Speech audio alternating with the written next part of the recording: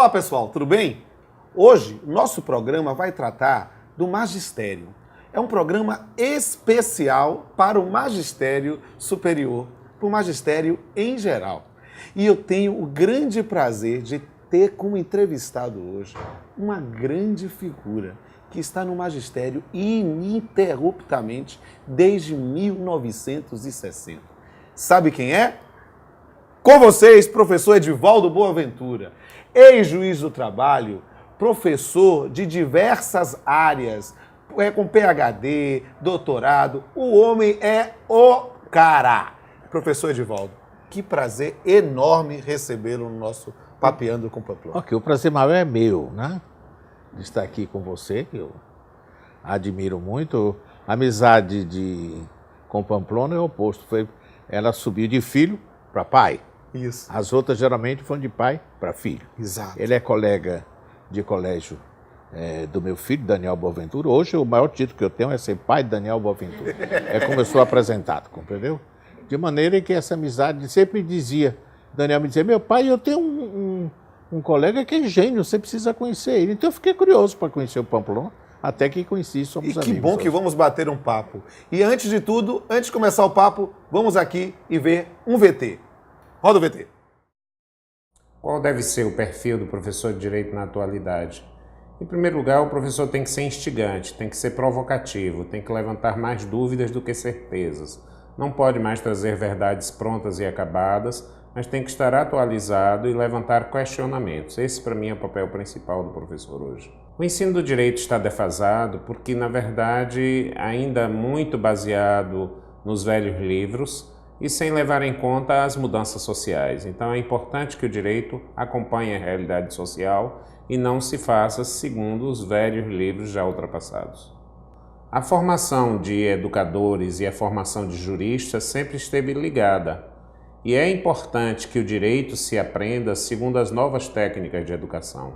Já acabou o tempo do professor com giz e quadro e com quadro e giz. É importante que o professor interaja, é importante que o professor participe do grupo, esteja no meio da sala de aula, construa com os alunos e não ensine. Professores que produzam e não que reproduzam. Essa é a lição que eu acho que devemos tirar hoje. Bem, amigos, depois de ver esse VT, vamos bater o nosso papo, professor. E a gente está falando sobre direito e educação. E o que é que despertou para o senhor essa ideia dessa interface do direito com a educação? As duas áreas, direito e educação. Eu venho de direito e depois diria à educação. O que me despertou, sobretudo, é a proteção da educação pelo direito. Mas existe um denominado direito educacional? É possível falar disso autonomamente? Existe. O que o senhor acha disso? No Brasil começa a existir. Nos Estados Unidos, onde eu me especializei nessa área, o Education Law, o School Law, já existe há muito tempo. E o grande poder da educação está nos tribunais. São os tribunais que têm o poder de controle da educação através dos vários julgados. O problema da segregação, o problema do aluno tomar a vacina com os testemunhos de Jeová, o problema daquelas minorias que não admitem ir para a escola e várias decisões. Mas, sobretudo, o que tem mais importante é a decisão da Suprema Corte acabando com a diferença entre os alunos na escola. Certo. Que é, pelo benefício da criança, não há diferença entre pretos e brancos e mulatos. Todos são iguais para a educação. Ótimo. Essa é a grande decisão da Suprema Corte. Certo. Mas dentro dessa linha que já vem há muitos anos, e pensando isso para o nosso ordenamento, o que é que o direito brasileiro pode fazer pela educação e o que é que a educação pode fazer pelo direito? No Brasil é recente a proteção da educação pelo direito. O meu livro, por exemplo, foi adotado em São Paulo, esgotado lá, aqui nunca chegou a ser aplicado, a não ser da escola. O que o direito pode fazer pela educação é habilitando e forçando a criança a ser educada. Dos pais, dos professores, o direito à educação é, sobretudo, uma proteção. Proteção do aluno, da aluna, Proteção da escola, proteção e proteção do professor. Mas dentro dessa linha, imaginando agora a aplicação disso na prática, na atuação do magistério, em especial que esse programa é uma homenagem aos professores na sua pessoa. Qual era o perfil? E a sua experiência é tão importante. Qual era o perfil do professor no campo do direito, o professor da área jurídica, quando o senhor começou lá em 1960? Era muito diferente, muito diferente. Primeiro, o professor não tinha a formação que hoje tem. Por exemplo, você é doutor em direito, com todos aqueles que lhe acompanham. A formação do professor era uma formação, sobretudo, prática, né?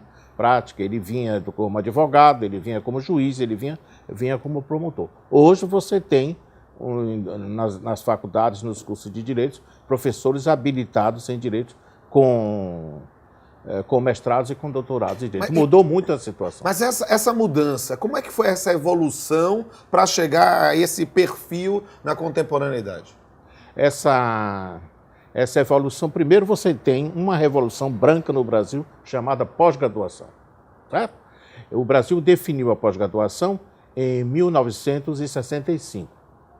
O famoso parecer Newton Sucupira, que definiu a pós-graduação brasileira. Na hora que definiu a pós-graduação brasileira, então começaram a surgir os mestrados e os doutorados nas várias áreas do conhecimento, mas sobretudo no direito. E isso, para mim, é muito importante para verificar essa mudança. Por quê? Porque há um dado biográfico do senhor que só quem tem a intimidade sabe. O senhor deixou de ser juiz do trabalho, o senhor foi juiz do trabalho concursado e deixou para ir, literalmente, investir em educação. Então, há nesse campo uma mudança de perfil ou de paradigma. Será que o senhor faria isso de novo? Eu acho que faria. E eu fiz e, graças a Deus, deu certo. Eu não tenho que me queixar da minha opção pela educação. O que me obrigou a fazer toda uma formação depois. Por exemplo, eu sou doutor e docente livre em Direito, não é? Eu fiz um antigo doutorado. Na medida que eu fiz a minha opção para a educação, eu fui para os Estados Unidos e tirei o mestrado e o PhD em educação, mas sempre relacionado com o direito. Essa base da sua formação. E é interessante para mim, nesse confronto. Eu estou no magistério há quase 20 anos. Mas eu fico imaginando, eu sou ainda uma formiguinha perto do senhor. E como é que o senhor vê o perfil hoje do estudante? E mais do que isso, como é que o senhor se vê? Por quê? Porque para mim é impressionante vê-lo nos seus mais de 80 anos, né? Com os meninos que têm idade de ser seus netos, seus bisnetos, o senhor ensinando metodologia da pesquisa para eles e sendo destinatário da admiração e das homenagens. A minha pergunta final para essa primeira parte é: como é o professor Edivaldo Boaventura para Edivaldo Boaventura? O professor Edivaldo Boaventura hoje tem consciência dos seus 54 anos de magistério e 81 anos de idade, compreendeu? E eu me dedico com afinco a isso, mas o que tem importante é que hoje eu sei quais são as minhas estratégias de ensino. Como é isso com esses meninos? Quer dizer, eu sei hoje o que é que eu posso fazer em matéria de ensino, transformando a minha sala numa oficina. Eu já aboli o discurso jurídico por completo, já aboli o discurso da metodologia da pesquisa, hoje eu quero ver exercícios, eu quero ver colocações, eu quero ver discussões, eu quero ver debates com os alunos, porque só a participação é que se aprende. E é só com a participação que se aprende. E é por isso que eu não posso ficar no privilégio de só eu bater papo com o senhor. E por isso eu vou abrir para essa plateia linda que está aqui conosco, prestigiando. Alguém quer perguntar aí? Eu depois vou marcar exercícios.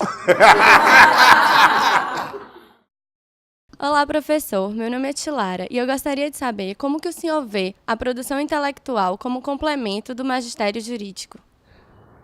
A produção intelectual não é complemento. A produção intelectual é o centro da formação da pessoa, compreendeu? Não é um complemento, quer dizer, essa produção intelectual ajuda, é a expressão, sobretudo o que se diz hoje, a construção do conhecimento. E, Tilara, é preciso deixar bem claro isso. É publish ou perish, publique ou pereça. Olá, professor. Meu nome é Jadson. Eu queria saber qual a importância do estudo da metodologia da pesquisa para o ensino geral e para o magistério jurídico. A pesquisa aprofunda o conhecimento. Hoje nós não podemos ter nenhum ramo do conhecimento em que não haja pesquisa. E o que é pesquisa? Isso é uma coisa que é preciso que fique bem claro. É a busca sistemática da solução de problemas, compreendeu? E a metodologia, Jadson, ajuda justamente não somente a pensar, mas a como pensar e ver as diversas formas de pensar no âmbito da pluralidade. Olá, professor. Meu nome é Maísa e eu gostaria de saber qual o entendimento que o senhor tem acerca das cotas na educação.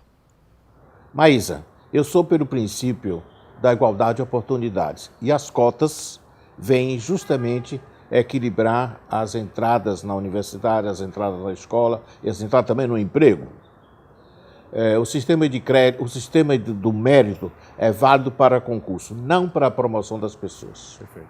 Olá, professor. Eu sou Fernanda Lordelo e eu gostaria de saber qual a opinião do senhor quanto à necessidade da construção de um código educacional para o Brasil. Fernanda Lordelo, acho que pelo momento ainda não. Você tem a Lei de Diretrizes e Bases ao nível federal que ajuda isso. No Brasil, cada esfera constitucional tem direito educacional. Você tem o direito educacional ao nível federal, você tem o direito educacional ao nível estadual e ao nível municipal, porque nós temos 3 sistemas autônomos de educação. Verdade. Meu nome é Aline Lemos. Gostaria de saber por que o direito à educação não se juridicizou quanto outros direitos fundamentais, como trabalho, previdência e saúde. Aline, o direito à educação não se juridicizou por falta de poder. O trabalho se juridicizou porque são 2 grandes forças, a força social do trabalhador e a força econômica do empregador, que busca a solução de conflitos. O direito educacional é um direito, a educação é um poder difuso, como é a publicidade, ele não coage, ele não é uma norma cogente, como é o direito penal. Mas, pouco a pouco, ele está sistematizando no mundo inteiro, como está sistematizado nos Estados Unidos, e como caminha também para um progresso no Brasil. Olá, professor. Me chamo Fernanda Rude. Eu gostaria de saber o que o senhor acha do conflito entre o direito à religião e o direito à educação. Fernando, eu acho que o conflito direito e religião, sobretudo em determinadas denominações, ele é evidente. Mas o poder do juiz, tanto aqui no Brasil como nos Estados Unidos, é decidido pelas cortes e pelo juiz, compreendeu? A ideia de dar efetividade à educação sem violentar a religião, mas vai ter uma necessidade, muitas vezes, de uma ponderação de interesses. Professor, eu sou Mariela da Bolívia e eu quero perguntar para você o que o senhor acha da utilização do arte no direito e a educação.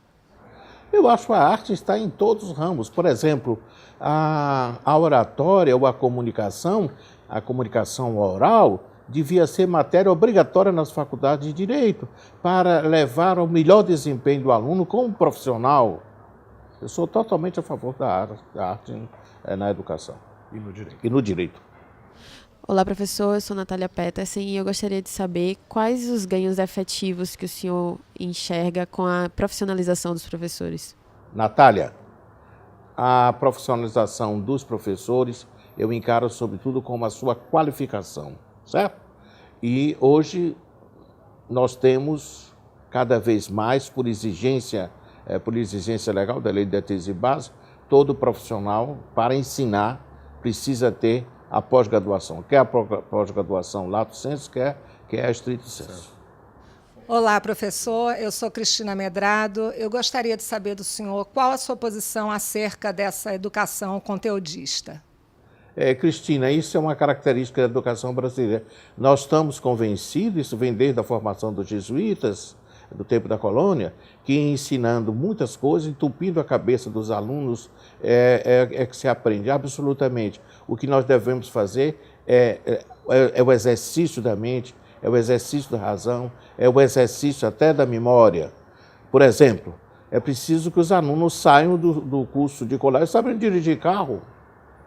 e tendo outras habilitações também. Eu sou muito mais pela formação das habilitações, dos raciocínios, do que da decoração, da memorialização dos conteúdos. E é preciso, no final das contas, dar a rede e ensinar a pescar. No final das contas, tudo se resume ao ensinar a pensar. E, professor, infelizmente eu tenho que encerrar. Esse é o momento de encerrar essa entrevista maravilhosa, que nós estamos aqui sorvendo o seu conhecimento. Eu quero lhe agradecer imensamente, professor, dizer que tê-lo aqui no Papeando com Pamplona foi uma grande honra, principalmente num programa destinado a homenagear os professores. E por isso nós vamos encerrar. E nesse encerramento, nós vamos novamente trazer a ideia de direito e arte. Só que vai ser algo diferente. Porque o senhor, como eu disse, é um amigo de filho para pai. E por isso eu quero trazer 2 convidados especiais para o encerramento. Sou Edivaldo Boaventura. O senhor é uma amizade que vem de filho para pai. E no Papeando com Pamplona, que nós misturamos direito e arte, a ideia de trazer direito e educação com arte é a cara do seu testemunho e da sua herança. O senhor congrega como poucos o direito, a educação e a arte.